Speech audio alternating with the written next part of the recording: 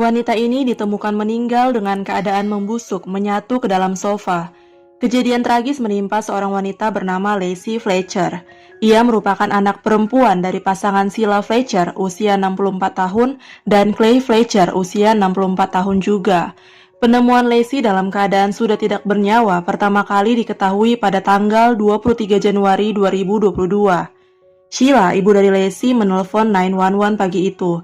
Sheila mengaku bahwa ia dan suaminya baru aja pulang ke rumah setelah berpergian keluar kota dan menemukan anak perempuannya meninggal di ruang tamu mereka. Laporan itu direspon oleh petugas dan kemudian mengunjungi rumah mereka.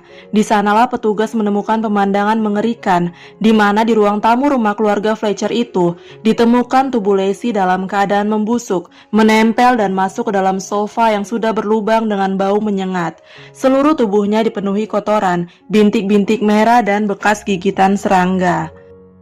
Lacey saat ditemukan berusia 36 tahun. Penyebab mengapa ia sampai ditemukan dalam kondisi tragis itu adalah karena Lacey menderita sindrom, yaitu gangguan neurologis langka yang ditandai dengan kelumpuhan total otot-otot kecuali mata.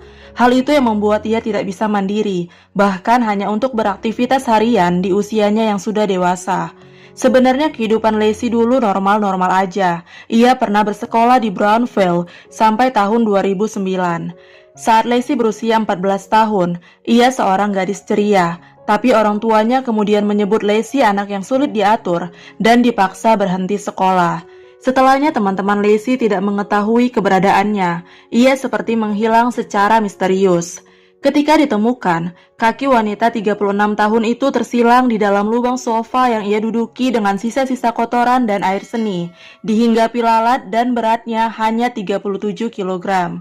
Lacey tidak pernah dibawa ke dokter selama belasan tahun. Ia tidak pernah mendapat pengobatan apapun untuk penyakitnya. Ia hanya pernah dibawa ke dokter tahun 2010.